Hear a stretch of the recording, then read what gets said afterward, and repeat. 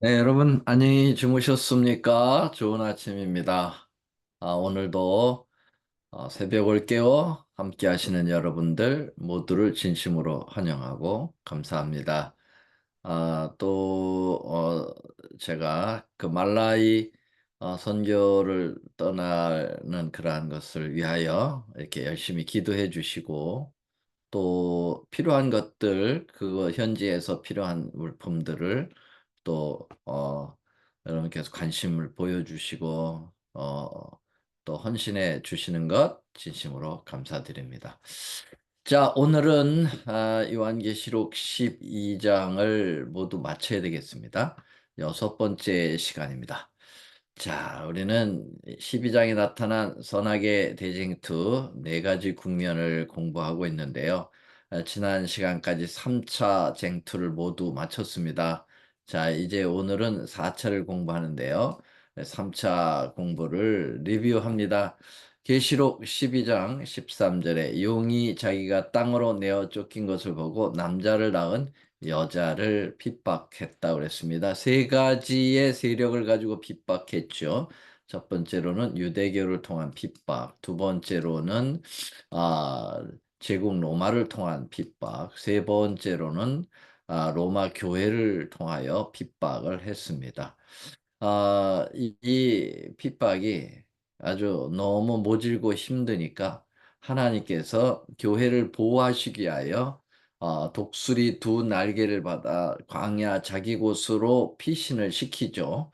그래서 뱀의 낯을 피하여 한때 두때 반때를 양육하게 되었는데요. 그 광야 자기 곳은 바로 유벽한 그러한 신앙 공동체의 자유를 가질 수 있는 그러한 산골을 얘기할 수 있겠죠. 네, 여기에 이제 왈덴신, 알비젠신, 유기노인, 또 보헤미아인들 이런 특별한 신앙의 그 진리를 고수하는 소수의 무리지만 하나님께서 붙들고 있었습니다.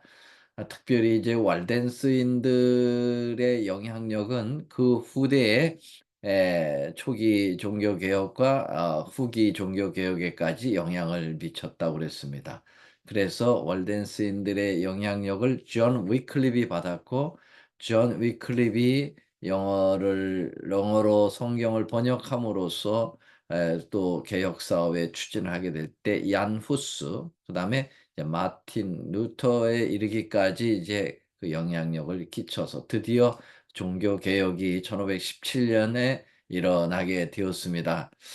자, 그러나 이 종교 개혁은 아쉽게도 미완성으로 끝나게 되는데요. 왜냐하면 많은 교파들이 형성이 되어서 하나의 진리를 모두는 일에는 실패하게 됩니다. 이것을 눈치챈 로만 가톨릭 교회는 반종교 개혁을 일으키게 되었습니다. 그래서 1534년에 이그나스요라라고 하는 태역 장교가 예수회를 창설하여서 이 개신교회를 집중 핍박을 하게 되고 아주 조직적으로 그리고 굉장히 내용적으로도 탄탄하게 이 하나님의 진리의 교회들을 핍박하는 모습을 보게 됩니다. 자, 그러나 이제 우리 하나님께서는 에, 그 가운데서도 진리를 계속 고수하고 정말 이 하나님의 거룩한 이 진리의 횃불을 꺼트리지 않는 이 소수의 무리들이지만은 요것 자체도 완전히 꺼버리려고 사단이 15절에 보면 여자의 뒤에서 뱀이 그 입으로 물을 강같이 토했다. 그래서 여자를 아주 떠내려가 수장시키려고 했다라고 이제 언급이 예언이 나와 있는데요. 어제 살펴본 대로 각시대 대쟁투 76쪽에 보면은 강같이 토하는 물의 두 종류가 있습니다. 하나는 물리적인 군대를 많은 군대를 보내서 그 모든 진리의 에, 보루자들, 진리를 고수하고, 예, 존속시키는 하나님의 교회를 싹 쓸어버리려고 했다라는 것입니다. 여기 많은 물을 토했다라는 말은 그 물은 바다, 또 다시 말하면 그 바다라든지 물은 많은 사람들을 얘기합니다. 요한계시록 17 장에 그 장면이 나오죠. 그래서 이 엄청난 군대들을 통하여 하나님의 교회를 잔멸하려고 했던 것이고요. 또 하나는 거짓된 교리, 잘못된 이설을 통해서 교회를 쑥밭으로 만들어 버리려고 하는 두 가지 양상이 있었는데요. 그 첫 번째 그 물리적인 힘으로 군대를 파송해서 잔멸하려 했던 것은 십자군이었다고 이렇게 말씀드렸습니다. 그래서 이 십자군이 결국은 알프스 피에몬 골짜기까지 가서 walden스인들, 또 신앙의 공동체들을 다 핍박하는 그런 모습을 보였습니다. 뭐 그 외에도 수많은 성도들이 이 아 강력한 로마 교회의 도전으로 화형을 당하고, 예 이 세상에 전쟁을 통해서, 모든 역사의 전쟁을 통해서 죽은 숫자보다도 로마 교회가 개신교를 핍박하면서 죽인 숫자가 더 많다. 약 8천만 명에서 1억 정도의 사람들이 죽임을 당했죠. 대단한 겁니다. 예. 이런 역사가 있음에도 불구하고 사람들은 까마득하게 잃어버리고 있죠. 교황은 이 부분에 대해서 인정을 했습니다. 예. 인정하지 않을 수가 없는 거죠. 역사는 살아 있기 때문이죠. 자, 그런 가운데에서 이제 하나님은 그 교회를 지키셔야 되겠어요. 그래서 처음에는 독수리 두 날개로 맞아 광야 자기 곳으로 가게 했고, 그것도 안 공격을 해 오니까 이제는 땅이 여자를 도와 그 입을 벌려 용의 입에서 토한 강물을 삼키면서 여자가 도움을 받게 되죠. 교회가 도움을 받게 되죠. 자, 그게 무엇입니까? 땅은 에 물에 반대니까, 많은 물 바다에 반대니까, 아까 말씀드린 대로 많은 물과 이러한 바다는 무엇으로 해석하라고요? 많은 사람들이 살고 있는 대륙이라든지, 많은 사람들을 얘기한다고 그래요. 살고 있는 사람을 얘기하고 있는데, 여기 땅은 그 반대니까 사람이 살지 아니한 한적한 대륙으로 여자를 피신시키는 장면이 여기에 언급되고 있습니다. 자, 그것을 우리는 잘 아는 대로 1492 년에 콜럼버스에 의해서 아메리카 신대륙이 발견되었지만 본격적인 이민의 역사는 없었습니다. 오랫동안 원주민 인디안들이 살고 있었지만, 드디어 신앙의 자유를 위하여 퓨리탄 청교도들이 교황 없고 황제 없는 그러한 나라를 만들겠다고 생각하면서 102명의 청교도들이 미국으로 이주를 시작하죠. 갖은 고생 끝에 그들은 살아남았고, 거기서 제일 먼저 교회를 짓고, 그다음 학교를 만들고, 그다음에 자기의 집을 지었다고 그랬습니다. 이렇게 해서 에 하나님의 교회가 유럽으로부터 이제 아메리카 쪽으로 이동하게 되는 그러한 역사가 예언에 나와 있는 것입니다. 자, 그러면서 이제 드디어 3차 세계 선악의 대쟁투는 일단락을 본다고 볼 수 있겠습니다. 이제 4차 전쟁으로 국면으로 들어가겠습니다. 자, 1차 전쟁은 미갈과 용의 싸움이었다. 천사장, 바로 예수님의 그 호칭이죠. 그래서 하늘에서의 전쟁. 그다음에 두 번째 전쟁은 예수님의 초림에 관계된 사단과의 싸움이었고요. 그다음에 세 번째 전쟁은 지금 오랜 시간 동안 공부한 바로 여자, 남자를 낳은, 이 아이를 낳은 예수님을 탄생시킨 에, 교회가 바로 용에 의해서 도전을 받고 심한 쟁투를 벌였습니다마는, 하나님께서는 끝내 그들을 인도하셨고 승리로 그거 하셨습니다. 그래서 이제 4번 네 번째 전쟁은 남은 자손과의 마지막 전쟁의 국면이 요한계시록 12장의 후반부에 나옵니다. 자, 그러면은 이 4차 전쟁을 말씀드리면서 오늘 12장을 모두 마치게 되겠는데요.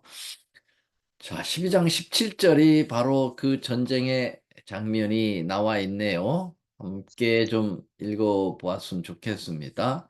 자, 뮤트를 푸시고 12장 17절 이 말씀은 남은 교회의 그 산실과 같은 성경절이고 이것을 다 외워야만 하는 성경절이죠. 자, 다 같이 한번 읽어볼까요? 시작.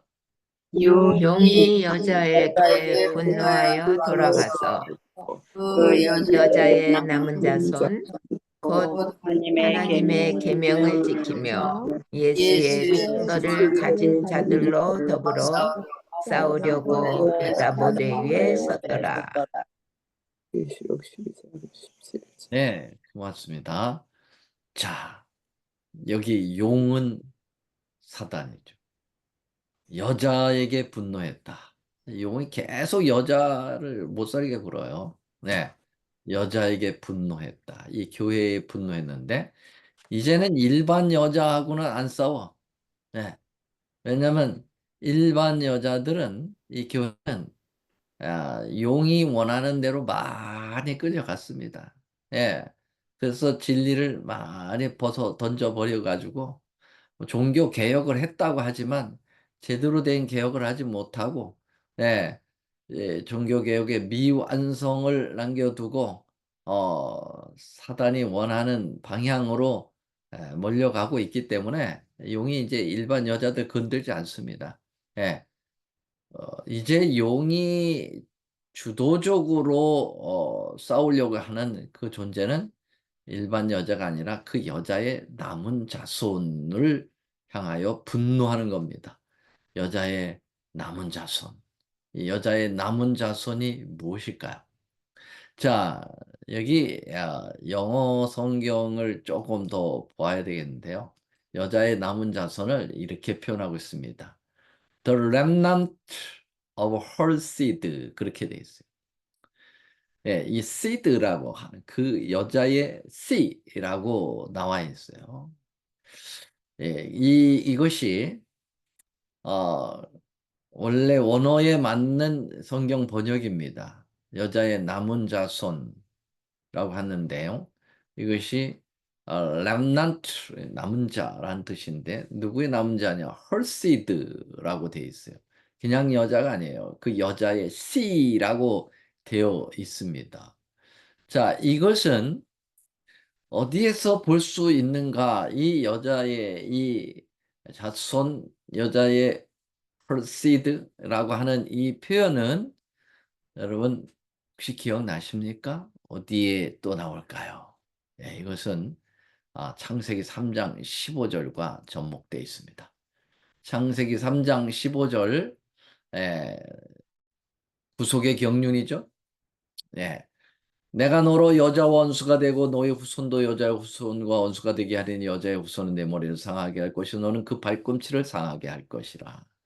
지금 하나님께서 뱀에게 이야기하시는 겁니다. 내가 너로 하나님이 뱀으로 사단 원수 이 사단 용이죠. 여자와 원수가 되게 하겠다. 이것은 말씀드린 대로 이 교회와 원수가 되는 것을 말씀하고 있잖아요. 예. 그래서 이제 뱀의 후손과 여자의 후손에까지 이르러 이제 싸움이 이르게 되는데요. 그것을 영어 성경으로 보면 thy seed and her seed라고 나와 있어요. 요한계시록 12장 17절에 나오는 그 단어가 창세기 3장 15절과 연결되어 있다 이 말입니다. 이 말은 이 사단은 이 용은 그 여자의 남은 자손과 맞닥뜨려서 그들과 전쟁을 벌이는데 그것이 바로 예수 그리스도를 나타내는 여자의 후손이라고 하는 것과 맥락을 같이 하고 있다는 것입니다. 그래서 용이 여자에게 분노하였다라는 표현과 그가 여자의 남은 자손과 싸움을 하려 한다는 것은 이 창세기 3장 15절에서 선언되었던 뱀과 여자 사이에, 뱀의 후손과 여자 후손 사이에 있는 징후에 대한 강력한 은유적 표현이다. 이렇게 볼 수가 있겠습니다. 사도 요한이 계시를 통해서 그의 독자들의 마음에 남기려고 하는 아주 인상 깊은 장면을 이곳에 설명하고 있는 것입니다. 이 창세기 3장에서 시작되는 이 구속의 경륜을 전 성경을 통하여 마지막 때까지 그 전쟁이 계속된다라고 하는 것을 이야기하고 싶어 하는 모습이 바로 이 표현입니다. 자, 그래서 아주 주의할 만한 그 성경절, 바로 요한계시록 12장 17절인데, 그 중에서 특별히 뭡니까? 여자의 남은 자손, 특별히 뭐라고 그랬어요? Remnant of her seed라고 하는 이 단어를 꼭 기억해야 합니다. 그러니까 사실은 이 선악의 대쟁투가 이 에덴 동산으로부터 시작을 했다는 거죠. 그리고 이제 이것이 마지막 요한계시록 남은 자손의 그 싸움을 통하여 매듭을 짓고 있다라고 하는 것입니다. 그래서 이 쟁투는 영원히 계속되지는 않을 겁니다. 왜냐하면 최후의 전쟁, 이 4차 전쟁을 끝나면 사단의 모든 권세는 끝나고 바로 예수님의 영원한 하늘 통치가 이루어지기 때문인 것입니다.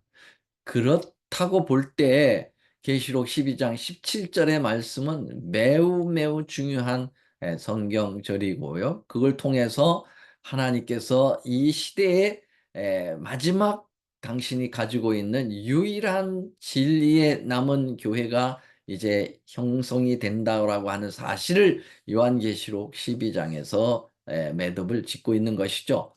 자, 다시 한번 이 국면을 좀 보게 되면 창조를 통해서 아브라함을 통해서 이스라엘 통해서 그 계보가 계속 이어지죠. 예. 처음엔 족장으로 해서 아담, 에녹, 노아, 이런 아브라함 이렇게 해서 진리가 연결되어 오다가 이제는 제사장 나라인 그 민족이 이제 많아지면서 에, 그 인구들이 많아지면서 하나님은 이제 족장으로 대체할 수 없어서 하나님도 당신의 나라를 갖게 되는데 그 나라가 이스라엘, 혈통적 이스라엘 나라였습니다. 자, 이런 나라를 통해서 복음이 증거해 오고 드디어 예수님께서 십자가에 달려 돌아가시고 그 다음에 이 초대 교회를 통해서 하나님의 신약의 새로운 복음이 증거되게 되고 그런 가운데에서 중세 교회가 오게 될 때 크게 배도를 하게 되죠.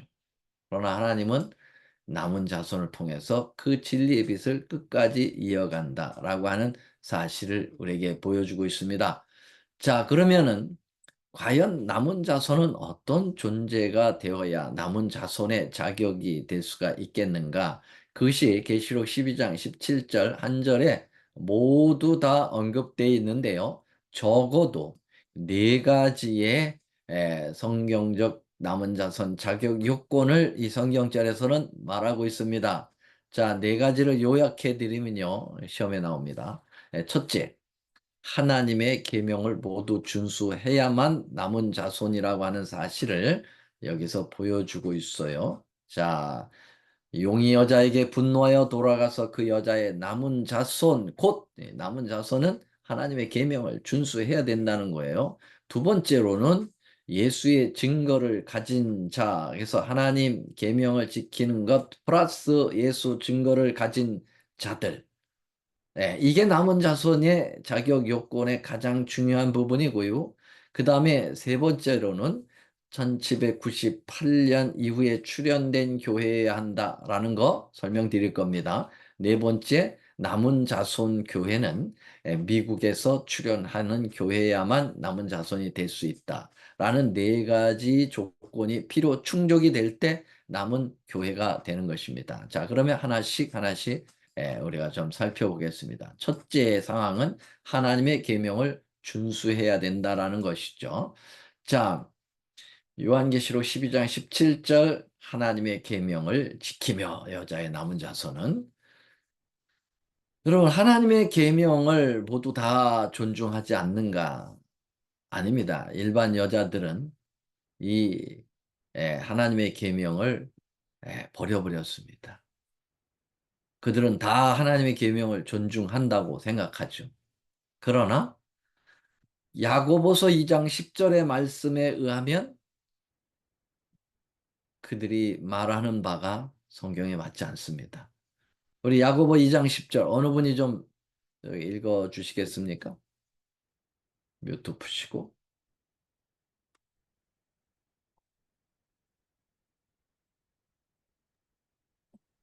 누구든지 온 율법을 지키다가 그 하나에 거치면 모두 범한 자가 되나니. 네. 어, 일반 여자들, 일반에 계신 교회는 어, 하나의 율법을 범하게 된 거죠. 뭐 인간이 연약해서 계명을 지키다가 못 지킬 수 있어요. 그런 걸 얘기하는 게 아니에요. 아예 계명 자체를 부정하는 거예요. 한 계명을. 뭐죠? 예, 안식일 계명을 부정하는 거죠. 예. 그러면 성경은 분명하게 말하기를 한 계명이라도 의도적으로 부정하고 거절할 때는 모든 율법을 다 부정하는 것이라고 말씀하고 있습니다. 그렇습니다. 하나님의 계명이 하나님의 뜻이 들어있거든요. 예. 주의 뜻 행하기를 내가 즐겨하오니 주의 법이 내 마음에 있느니라. 너희 마음에 있느니라. 네. 여러분, 하나님의 뜻이 모두가 다 일치가 되어야만 그 뜻이 온전해지죠. 하나라도 거절하면 하나님의 뜻을 버리는 거예요. 그래서 모든 일반 여자들은 뭐 하잖아요? 계명을 지킨다라고 볼 수가 없어요. 오직 남은 교회만이 진리를 계명을 존중하고 에, 지킨다라고 볼 수가 있겠는데요. 그 교회는 어느 교회인지를 여러분 아시겠죠? 이 네 번째 안식일을 회복한 교회를 이야기한다고 볼 수 있겠습니다. 그러면 안식일이 회복된 교회만이 남은 교회가 될 수 있다라는 거죠. 자, 그 다음에 두 번째 요건은 예수의 증거를 가진 교회입니다. 자, 예수의 증거를 가졌다. 예수의 증거라는 것은 여러 루트를 통해서 볼 수 있겠지만은, 바로 대원의 영이라고 성경은 분명하게 이야기하고 있습니다. 요한계시록 19장 10절에 예수의 증거는 대원의 영이라고 얘기했는데요. For the testimony of Jesus is the spirit of prophecy. 그래서 예언의 영을 가진 교회라. 예언의 영, 이 spirit은 하나님의 성령을 의미합니다. 그러므로 성신이라고도 부를 수 있겠죠. 그래서 예언의 신이라고 말할 수가 있겠습니다. 이것은 어떠한 앨런 화이트를 통해서 주어진 그러한 책만을 얘기하는 것이 아니라 하나님께서 이 남은 교회에게 위탁시킨 하나님의 성령의 특별한 선물을 의미하는 것입니다. 특별히 예언을 잘 해석할 수 있는 그러한 성령의 은사를 받은 교회를 이야기하고 있는 것이죠. 오늘날 여러분들과 제가 이렇게 요한계시록을 구체적으로 잘 해석할 수 있는 것은 뭐 제가 똑똑해서도 아니고 어떤 다른 신학자도 우리 재림교회 신학자들이 어, 정말 신학적으로 탁월해서가 아니고 이 마지막 남은 교회에게 주신 바로 이 예언의 성령의 선물을 특별히 받았기 때문입니다. 지금 이거는 제가 건 게 아닌데 이게 빨간 글씨로 빨간 선이 이렇게 X자를 그어지게 되는데 왜 이게 무슨 어디서 나온 건지 잘 모르겠네. 사단의 도전인지. 여러분들의 화면에도 보이시나요? 네, 이제 없어졌네요. 네. 자, 어떻든 이 애언의 신이라고 하는 것은 하나님의 성령의 특별한 운동이에요. 특별한 은사입니다. 이 마지막 때에 성령의 선물은 뭐 방언의 은사라든지 신유의 은사라든지 뭐 어떤 그러한 이상한 잘못된 그런 성령 운동이 아니라 이것은 정말 예언을 잘 해석할 수 있고 특별히 하나님의 이 계시를 올바로 이해할 수 있는 계시형을 허락을 받은 교회다라고 볼 수가 있겠습니다. 그래서 이 두 번째 조건인 대언의 영, 예언의 신, 예언의 성령의 선물을 받은 교회는 제7안식이 예수 재림교회가 유일한 교회라고 저는 믿습니다. 어느 성경을 보더라도 이 성경을 이해하고 또 해석하는 데 있어서 앞뒤가 정확하게 일치를 이루고 하나의 부조화가 있지 않는 정말 하나님의 진정한 진리를 가리키고 호소하는 교회가 남은 교회, 바로 이 제7안식 예수 재림교회 그 모습을 보여준다고 말하고 있습니다. 생각할 수 있습니다. 자, 그러면 이번에는 세 번째 조건이 돼야 되는데요. 1798년 이후에 일어나는 교회가 남은 교회다라고 하는 것을 어디서 볼 수가 있겠는가? 자, 계시록 12장 17절에 이제 남은 교회가 출현하잖아요. 그 전에 보면 핫때, 두때, 반때 동안 이 여자의 그 하나님의 특별 보호의 기간이 있지 않습니까? 그래서 광야에 어떤 그러한 시련의 기간이 지나고 난 다음에 이제 여자가 그 뱀이 여자를 떠내가게 물을 강같이 토했고 그 다음에 땅이 여자를 도와서 결국은 이제 남은 교회가 이 미국에서 이제 일어나게 되는데요. 자, 기간적으로 보면 1798년 이후가 돼야 돼요. 한때, 두때, 반때가 지나고 나야만 남은 교회가 출현하게 돼 있는 것이 성경적인 분명한 이 시기적인 것을 보게 됩니다. 그래서 한때, 두때, 반때는 잘 아는 대로 538년에서부터 1798년까지가 한때, 두때, 반때죠. 그러면 1798년 이후에 교회가 창립이 되어야만 그 교회가 남은 교회의 일원이 될 수, 그 유일한 그러한 존재가 될 수 있다는 것인데요. 자, 한번 볼까요? 모든 일반 개신교도들의 시작은 다 1798년 이전에 출현했습니다. 루터 교회를 만들었는데 1517년에 창립되었고요. 그 다음에 칼빈, 주빙글리, 낙스 같은 이러한 분들이 이제 만든 교회가 장로교회인데 1560년경입니다. 그리고 영국 국교회 성공회가 1570년경에 만들어졌습니다. 그리고 1581년에 로버트 브라운에 의해서 회중교회가 만들어지고 1608년에 침례가 옳다라고 말하면서 세례를 부정하고 특별히 유아 세례를 부정하고 나온 종교가 이 교회가 요한 스미스에서 만들어진 침례교회입니다. 그리고 아주 성결의 교회, 깨끗한 교회를 주창하고 나온 퀘이커 교회 17세기 말입니다. 여기 이제 퓨리탄이 이제 관계되어 있죠. 그리고 1740년에 들어서 감리교회가 메소디스트 운동에 의해서 이루어지는데 요한 웨슬레 형제에 의해서 요한 웨슬레와 찰스 웨슬레 이 형제에 의해서 만들어진 감리교회가 1740년경에 만들어졌습니다. 자, 그리고 1863년에 제7안식 예수 재림교회가 만들어졌습니다. 그러면 이 감리교회까지는 1798년 다 이전이죠. 그래서 남은 교회가 이 시기적으로, 이 예언적 시기적으로 맞지 않아요.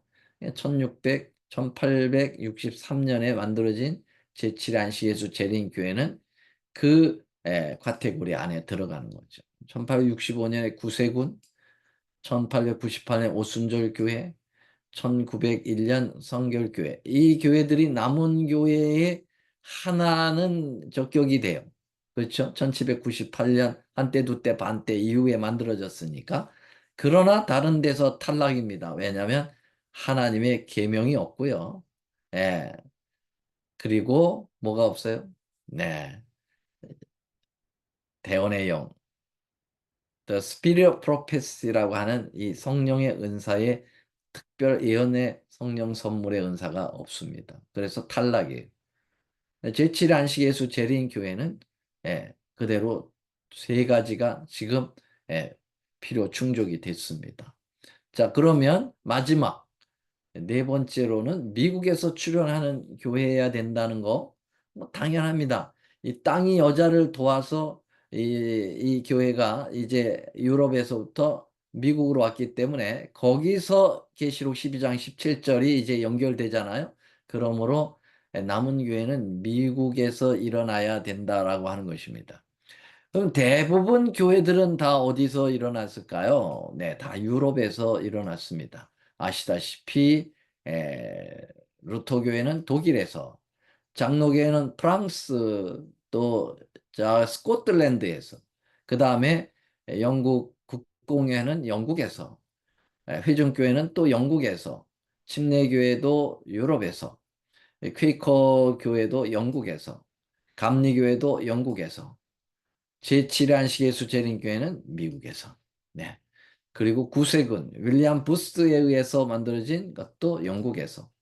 오순절 교회도 미국에서 일어났습니다. 오순절 교회는 두 가지가 적용이 돼요. 그러나 두 가지에서 탈락이 됩니다. 성결 교회는 일본에서. 자, 이렇게 볼 때 제7회 안식일 예수 재림 교회만이 이 네 가지의 요건을 다 필요 충족을 하고 있기 때문에 여러분, 그래서 제7회 안식 예수 재림 교회만이 남은 자손이다라고 볼 수가 있는 거죠. 네, 렘넌트 처치입니다. 헐시드, 렘넌트 오브 헐시드입니다. 그래서 이 제7 안식 예수 재림 교회는 미국의 윌리엄 밀러의 그러한 재림 운동이 시발점이 되어서 어, 재림 운동이 대실망을 거두었지만은 다 떠나가고 100여 명이 남아서 끝까지 기도하고 어디가 실수를 했는 것인지를 찾아내요. 결국은 우리가 공부한 것처럼 성소기별을 다시 발견함으로써 그동안 미완성으로 끝난 종교개혁을 완성시켜 나가는 그러한 유일한 교회로 만들어지게 되었다라고 하는 사실입니다. 그래서 이 남은 자손의 형성은 바로 19세기 초 초교파적인 재림운동으로 일어났고요. 아시다시피 우리가 공부한 것처럼 배는 쓰지만 입에선 달지만 배에서는 쓴 재림운동의 그러한 대실망을 겪은 시련을 겪었지만은 그 과정을 통해서 각 교파가 찾아낸 진리의 보석들을 하나로 모으면서 성경의 진리로 돌아가는 운동이 완전히 성공되는 그러한 제7안식 예수 재림교회가 탄생한 것입니다. 그래서 이 남은 교회는 하나님의 계명을 가지고 다시 말하면 제7안식일을 회복한, 그래서 10가지 계명을 모두 인정하고 그 다음에 예수의 증거인 대언의 영을 가진 예수 재림교회, 제7의 안식 예수 재림교회가 남은 교회라고 저는 분명하게 믿고 성경은 그렇게 예언하고 있는 것입니다. 그래서 남은 교회는 이제까지의 모든 개혁교회에 바로 이 프로테스탄트들이 가지고 있는 최고의 개혁된 성경적으로 돌아간 것들을 하나로 모으는 일에 성공을 했다. 그래서 루터 교회에서 개혁한 솔라 스크리투라, 솔라 피데, 솔라 그라티아라고 하는 이 오직 믿음으로 말미암는 기별을 남은 교회는 취했다. 장로교에서는 하나님의 주권, 하나님의 절대적 주권인 그리고 성소 위주의 신앙인 그 신앙을 받아들였고요. 감리교에서는 중생과 성화, born again, 바로 sanctify에 대한 진리를 취하였습니다. 그 다음에 침례교에서는 그 세례가 아니고 침례라는 것, 그리고 세족 예식이 필요하다고 하는 것을 인정하고 받아들입니다. 그리고 제7일 침례교에서 제7일 안식일을 받아들여서 안식일을 회복했습니다. 그리고 제세례파, 아나바프티스트라고 하는 이 사람들은 정말 종교 분리를 원했죠. 정치와 종교는 연합할 수 없다, 야합할 수 없다라는 거예요. 그래서 재림교회는 정치에 참여하지 않습니다. 예. 그리고 청교도들의 신앙은 아주 경건한 퓨리탄이죠. 정말 깨끗한 신앙을 받아들이는 것이죠. 그래서 정말 음식물도 그리고 우리의 삶도 너무 에, 그 사치하지 않게 정결하고 깨끗한 신앙의 그러한 면모들을 청교도들에게 배웠고요. 모라비안 형제들을 통해서 그 진센돌프에 의하여 이루어졌던 18세기, 17세기, 18세기의 그 세계로 나아가는 세계적 복음 전파를 바로 남은 교회는 받아들여서 정말 앤드루스를 통해서 제 첫 번 선교지를 스위스로 떠났죠. 그래서 유럽을 복음화시킨 그러한 세계의 선교에 박차를 가해서 전 세계에 가장 많은 복음을 증거하고 있는 교회가 제7안식 예수 재림교회입니다. 지금 216개국의 복음을 전하고 있습니다. 그리고 심지어는 가톨릭 교회에서로부터라도 그것이 성경과 일치된다고 하면은 받아들인 것입니다. 그것은 삼위일체주. 근데 뭐 가톨릭 이 삼위일체의 그 종류는 여러 가지 이 설이 있지만 굉장히 신비한 것이기 때문에 뭐 약간의 차이는 있지만은 그 원론적으로는 같습니다. 그리고 가톨릭이 잘하고 있는 이 구제를 이게 옳다고 하는 것은 우리가 성경적으로 옳다고 하는 것은 받아들이는 거죠. 자, 이렇게 해서 남은 교회는 진리의 총집합체입니다. 네. 저는 그렇게 생각합니다. 일반 감리교회, 장로교회, 침례교회 이런 분들 루터교회 수고 많이 했습니다. 정말 그들이 그 어두운 암흑 터널과 같은 터널을 빠져나오는 일에 큰 역할을 했다고 봅니다. 네.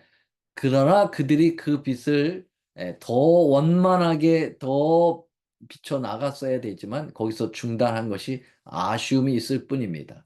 이들의 그러한 개혁의 정신이 없었다면 오늘날 남은 교회가 어떻게 해요? 그 위에 설 수가 없었던 거죠. 그러므로 장로교회나 감리교회, 침례교회, 이러한 루터교회, 일반 개신교회들도 우리가 비난해서는 안 되고요. 그들이 가지고 있는 그들의 했던 그들의 역사는 매우 존중한다. 그러나 더 빛으로 나오지 못하는 것을 안타깝게 생각하고 그 빛을 더 하나님의 진리의 개혁의 빛으로 나와야 되는 이 남은 교회가 가지고 있는 이 특성을 이해하고 그들이 이 운동에 동참해야 된다고 보는 것입니다. 자, 이렇게 해서 하나님께서 이 반석 위에 내 교회를 세우겠다라고 하신 이 반석 예수 그리스도 그분 위에 세워진 남은 교회가 하나님의 유일한 이 교회라고 하는 것이고 예수님의 재림을 준비하는 그러한 훌륭한 하나님의 교회인데요. 여러분과 저희들은 여기에 있습니다. 너무 하나님 앞에 감사하죠. 이 수많은 종파 가운데, 수많은 기독교인들 가운데 어떻게 제가 여러분들이 여기에 있을까요? 정말 감사한 일이죠. 자, 이렇게 함으로써 계시록 12장을 모두 마쳤습니다. 오늘은 조금 길어졌음을 양해해 주시기 바랍니다. 다 같이 머리 숙여 기도하겠습니다. 하늘에 계시는 사랑의 우리 아버지 하나님, 오늘도 하나님께서 우리에게 말씀해 주셔서 고맙습니다. 계시록 12장에 그 놀라운 하나님의 남은 교회 출현을 예고하셨고 그 예언대로 하나님의 교회가 섰습니다.